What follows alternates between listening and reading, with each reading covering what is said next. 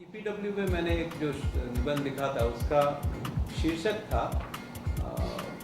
Tunnelling out of the चक्रव्यूह। Tunnelling out of the चक्रव्यूह।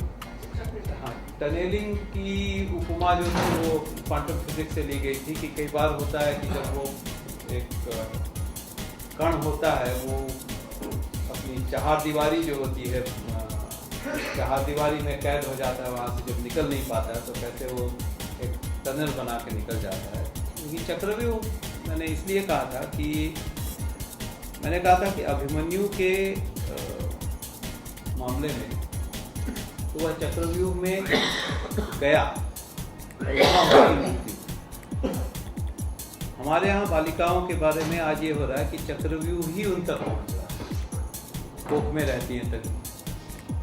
हालांकि सुरेश ने ये भ्रूण हत्या जो है उस नज़रिए से नहीं लिखी, लेकिन मुझे लगता है कि जो बालिकाएं जो जन्म से पहले ही जिनके ज़िंदगी का हक छीन लिया जाता है, शायद ये कविता उसको बड़ी अच्छी तरह से उजागर करती हैं। तो सुरेश से ये मेरा व्यक्तिगत अनुरोध है कि भ्रूण हत्या 103 ये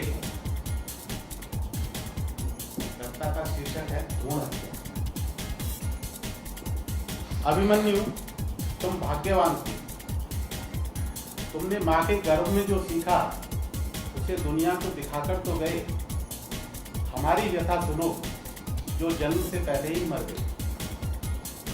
हमने भी आधा अधूरा समझा था जीवन के गूढ़ रहस्यों को, मनुष्य के चरित्र को। हमें विश्वास था अपनी तैयारी पर। किसी भी चक्रव्यूह में फंसने पर तुम्हारी तरह नहीं मरते। बेहिचक शत्रु को हराने के लिए कोई भी प्रपंच रचते।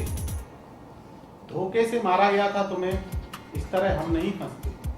पर हम भाग्यहीन, हमारा पौरुष देखने से पहले ही हमें कर दिया गया विलीन। तुम पांडव दल के सेनानी थे, तुम्हें तो मारा था कौरव दल ने।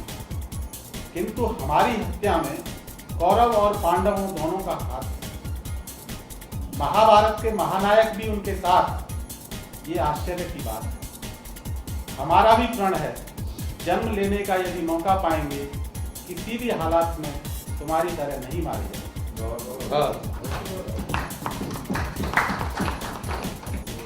वाजपेयी जी की का अनुरोध है कि अर्थ 68 अर्थ कविता का शीर्षक है अर्थ पृष्ठ 68। दूरी नहीं नहीं, तुमने कहा मजबूरी। अलगाव नहीं नहीं, थोड़ी देर का पड़ाव। प्यास नहीं नहीं, मिलने की आस।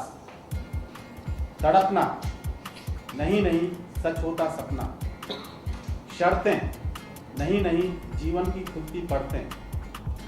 इस तरह तुम्हारे साथ कितने शब्दों के नए अर्थ सीखे मैंने। सुरेश अपने तरह का नया शब्दकोश तैयारी कर रहे हैं। अब यहाँ से तो कई लोगों ने अपनी बातें रखी। मैं अनुरोध करूँगा कि श्रोताओं में से अगर कोई आपको हो सकता है सुरेश से प्रश्न पूछना हो या अपना विचार व्यक्त करना हो, या अगर सुरेश से कोई कविता पढ़वानी हो, अनुरोध है आप लोगों से।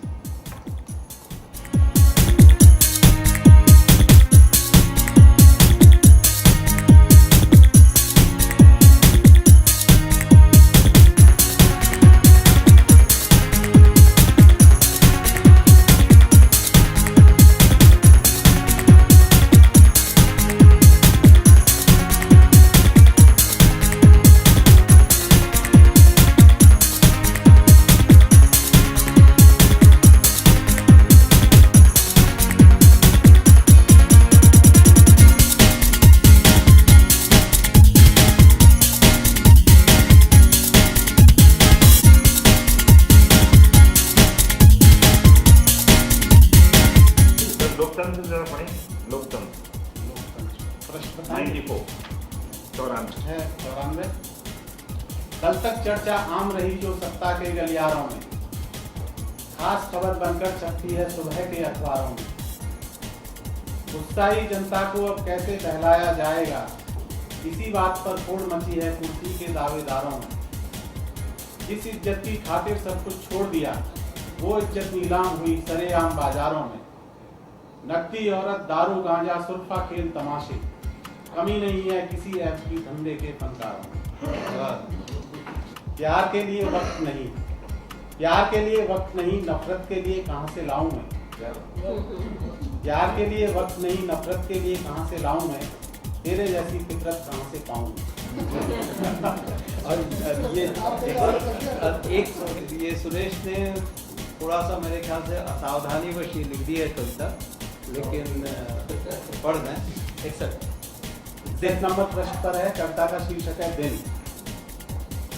सिगरेट के ठूंठों से भरी एस्ट्रे, सिगरेट के ठूंठों से भरी एस्ट्रे, कमरे में लुढ़कती बियर की खाली बोतलें, हवा में घुलती धुएं की गंध, अलसाया बदन, अध खुली आंखें, इसी तरह खर्च हो गया एक और दिन।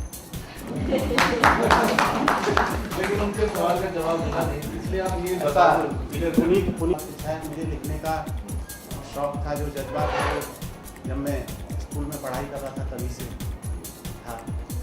उसके बाद कॉलेज में भी रहा, और उसके बाद जब ट्रेनिंग में थे मसूरी में, कुछ कविताएं उसी दौरान लिखी गई जब फर्स्ट पेज और सेकंड पेज में हम मसूरी में थे।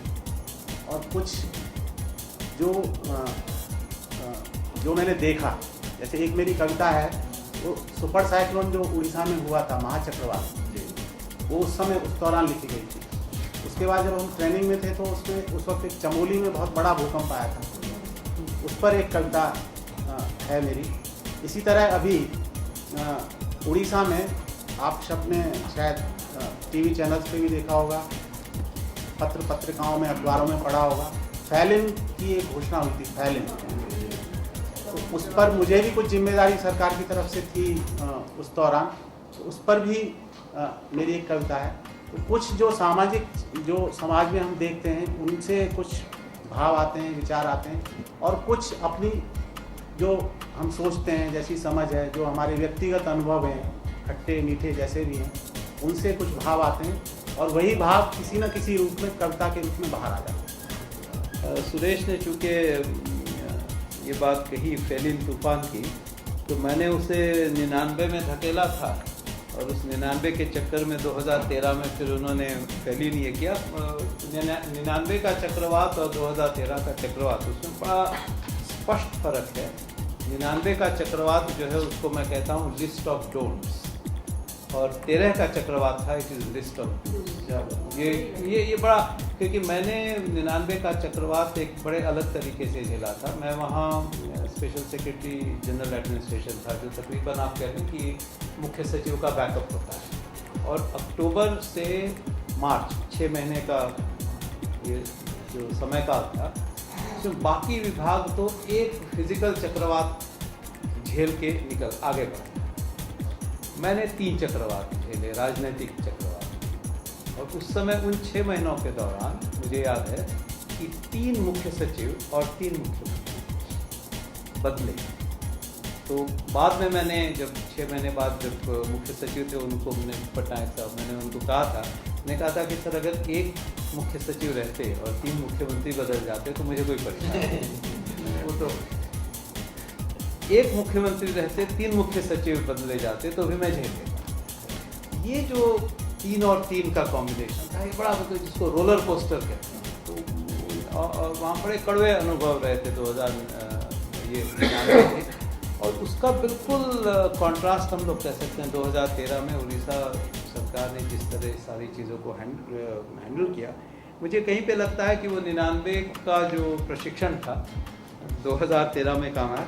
तो सुरेश से मेरी एक ही गुजारिश रहेगी कि तबाही 99 का, पेज 95, प्रलय की प्रतीक्षा 2013, और अंत में वाजपेयी जी के अनुरोध पर जो सबसे पहली है ना प्रार्थना की, नहीं पूरी प्रार्थना पढ़ने, और तीसरी खासकर सबसे ज़्यादा आकर्षक है। तो उसके बाद हम लोग समापन करेंगे। तो सुरेश से अनुरोध 99 और 2013 और उसके बाद का 99 में मैं एक ट्रेनी ऑफिसर था।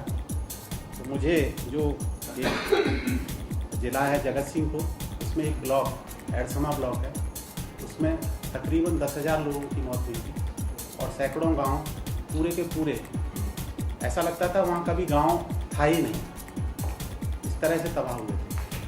तो वहाँ पर सर ने मुझे भेजा था और यही जो इन्होंने आरंभ में कहा कि तुम अपने काम की परिभाषा खुद तय करो, हम नहीं बता सकते वहाँ जाकर क्या करना। तो उसी दौरान ये कविता लिखी गई थी।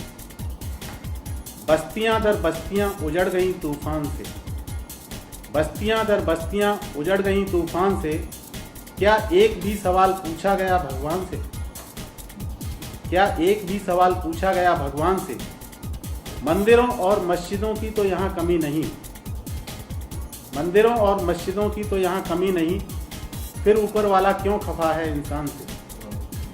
मदद के लिए हाथ कौन बढ़ाता आखिर, मदद के लिए हाथ कौन बढ़ाता आखिर, तूफान में सब लोग थे हैरान और परेशान से। जहाँ कभी रौनक के मेले लगते थे, जहाँ कभी रौनक के मेले लगते थे, वही मंजर नजर आते हैं शमशान से।